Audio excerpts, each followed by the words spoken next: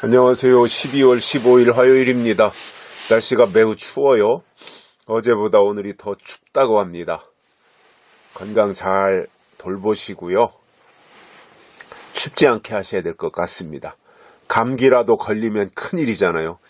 코로나랑 같이 겹쳐가지고 병원에 가도 진료받기가 어렵다고 합니다. 코로나 환자들이 하도 많이 밀려와가지고 또 코로나 환자로 또 오해받을 수도 있고요. 아무튼 여러 가지로 굉장히 어려운 시기입니다. 날씨까지 추우니까 더 힘들게 생겼는데 그런 가운데서도 시간은 째각째각 잘도 가가지고요. 벌써 12월도 절반이 지나가고 있습니다. 올해도 이제 보름 남짓 남은 것을 우리가 달력을 통해서 보게 되는데 건강하게 보내시고 또 연말도 잘 그리고 무사히 보내시기를 바랍니다. 저도 그렇게 하려고 관리를 잘 하고 있습니다. 마스크 착용하는 게 무엇보다도 중요하다고 합니다. 어제도 제가 농협에 갔다가 거기 임원 되시는 분을 잠깐 만나서 얘기하는데 그분이 이제 13일 동안 격리했었대요. 최근에 13일. 이유가 뭐냐면 확진자하고 같이 만나서 아마 뭐 식사도 하고 그랬던 모양이에요. 확진자와. 나중에 안 걸겠죠. 확진자라고 하는 거를. 그러니까 여럿이 같이 확진자하고 만나서 뭐 식사도 하고 뭐 이렇게 했는데 이제 그랬기 때문에 이제 격리를 했던 거죠. 13일 동안. 근데 검사 결과는 음성이 나왔다는 거예요. 다. 한 명 확진자하고 같이 좁은 방 안에서 만나서 웃고 떠들고 얘기하면서 밥 먹은 게 아니라 뭐 얘기했다는 것 같아요. 어디 가서 얘기했다는 것 같아요. 근데 한 명도 감염이 안 됐다는 거예요. 왜 그런가 보니까 다 마스크를 쓰고 있었다는 거예요. 그러니까 마스크 착용하면 확실히 호흡기 질환, 이 코로나19라고 하는 전염병은 감염이 잘 되지 않는다. 마스크를 쓰고 있으면. 그래서 마스크 착용하는 것이 무엇보다도 중요하다라고 하는 이야기 하는 것을 들었습니다. 좀 불편하더라도 마스크 쓰시고요. 저도 운동 나가면서도 마스크를 착용하고 나갑니다. 저 자신을 위해서도 그렇고 또 남들이 볼 때 저 사람은 왜 마스크도 안 쓰고 나왔나 이렇게 또 이상한 눈초리로 볼까 봐서 운동하고 뛰고 할 때 추우니까 이제 입김이 나오고 하면 마스크를 쓰면 굉장히 불편하거든요. 그래도 어쩔 수 없이 그렇게 하고 있습니다. 오늘 말씀은 잠언 1장 33절입니다. 오직 나를 듣는 자는 안연히 살며 재앙의 두려움이 없이 평안하리라. 아멘. 어제의 말씀은 뭐였냐면 어리석은 자의 퇴보는 자기를 죽으며 미련한 자의 안일은 자기를 멸망시킨다 이렇게 말씀했습니다. 근데 이제 결국 어리석다, 미련한다 라고 하는 것은 하나님의 뜻을 관심을 가지지 않고 자기 마음대로 살아가는 사람, 자기 중심으로 살아가는 사람에 대한 말씀을 어제 들었다면 오늘은 오직 나를 듣는 자는, 그러니까 나를 듣는 자는, 자, 우리가 하나님을 듣는 자는 하나님을 어떻게 들어요? 하나님이 말씀하시는 걸 듣는 거잖아요. 하나님의 말씀을 듣는 자. 물론 이 잠언은 솔로몬이 썼으니까 솔로몬에 대한 말이긴 하지만 우리가 이 하나님의 말씀이라고 하는 관점에서 볼 때 하나님이 말씀하실 때 그 말씀을 듣는 자. 이게 제일 중요한 거거든요. 때를 따라 주시는 말씀을 듣는 거. 이게 굉장히 중요한 거거든요. 왜냐하면 아무튼 들어야 돼요. 들을 때 하나님이 역사하시는 거예요. 그것이 깨달아지고 그것이 이해될 수 있도록. 그리고 그것이 굉장히 중요한 것이구나 이렇게 마음에 감동이 일어나도록 들을 때 하나님이 역사하시거든요. 그래서 저는 성숙한 신앙은 하나님의 말씀을 듣는 데서 나온다 이렇게 생각을 해요. 들어야 돼요. 아무튼 말씀을 들어야 돼요. 무엇보다도 지금 이 시대는 이제 마지막 때이잖아요. 저는 이 코로나19라고 하는 이 전염병도 마지막 그 예수님의 재림 직전에 일어날 여러 가지 사건과 징조 중에 중요한 어떤 부분이다 이렇게 생각을 해요. 조금 시간이 지나야 이제 그것이 무엇인지가 나오겠습니다만은 아무튼 지금 우리가 볼 때 이게 뭐 전혀 예기치 못했던 일들이잖아요. 누구도 예상하지 못했던 일들이잖아요.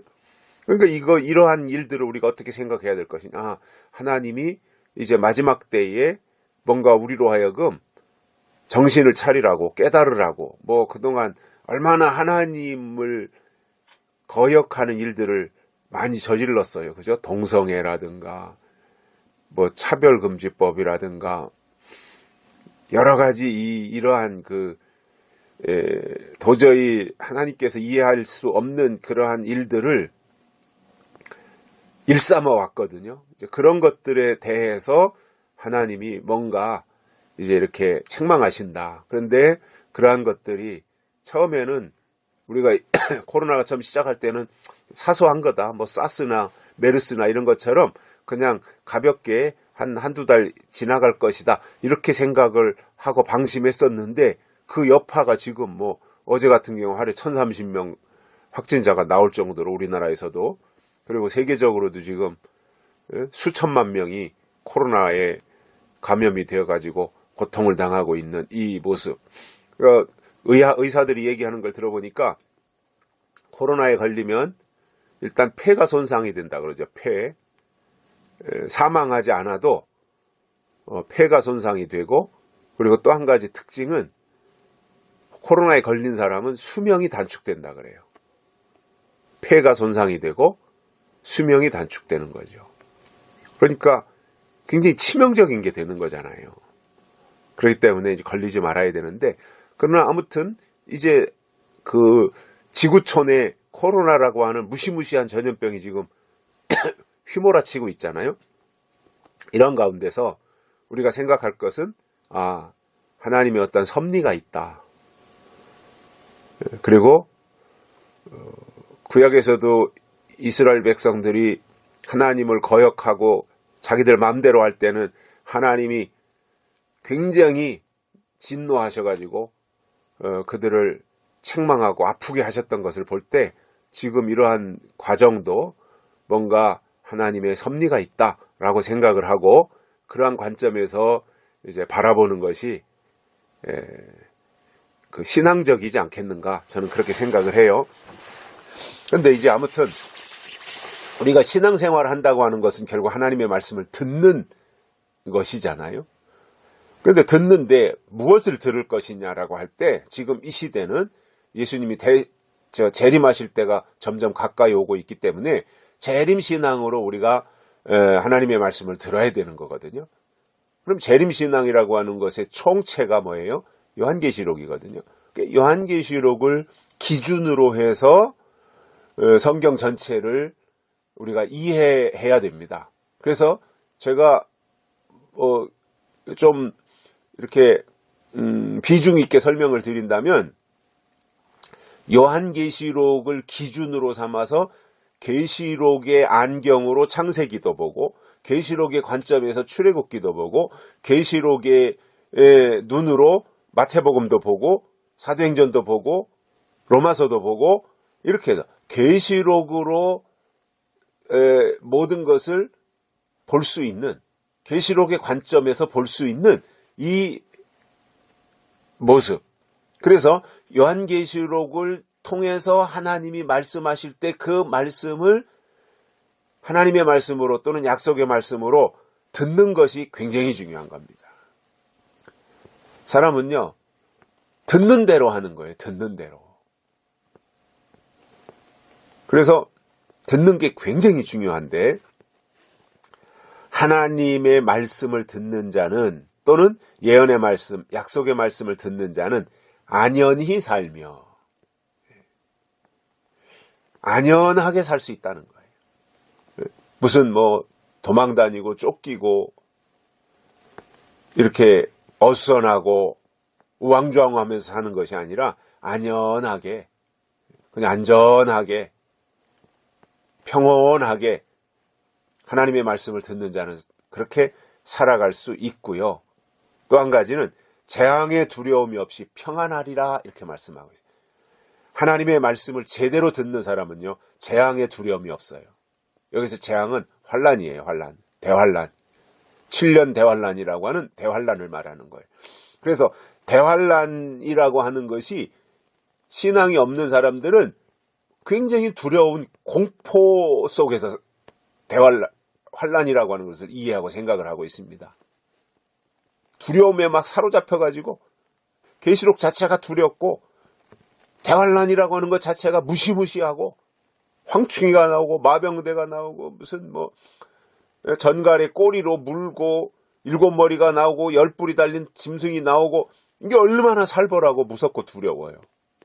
그러니까 계시록을 모르고 보면 두려운 거예요. 그런데 하나님의 말씀을 약속의 말씀으로 듣는 입장에서 하나님이 주신 안연함 가운데서 그 말씀을 받아들이면 오히려 요한계시록은 최고의 소망이에요. 저는 그렇게 생각을 해요. 계시록은 굉장한 소망이다. 최고의 소망이다. 예수님이 다시 오시는 것에 대해서, 그리고 다시 오실 때 그분을 맞이할 수 있는 것에 대해서 알려주시니 그 이상의 소망이 어디 있습니까? 그러니까 제대로 듣는 사람들은 환란에 대한 두려움이 없어요.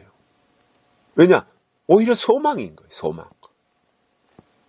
그리고 평안함이 있다라는 겁니다. 이게 중요한 거잖아요. 평안함.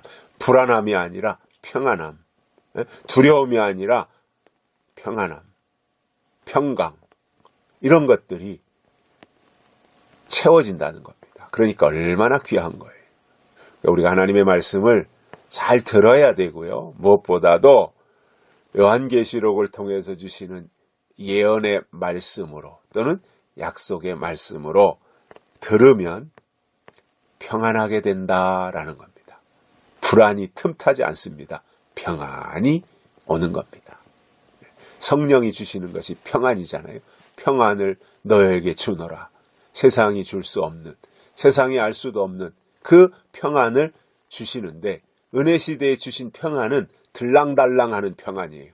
내 기분에 따라서 좌우되는 평안이에요. 은혜 받았을 때 평안한 것 같은데 빚쟁이한테 쫓기고 뭔가 사업이 망하면 불안해지고 그러는 거였어요. 그런데 요한계시록에서 주시는 평안은요, 그것이 진짜 예언의 말씀을 통해서 주시는 평안, 소망으로 주시는 평안이기 때문에 이것이 진정한 의미의 평안인 거예요.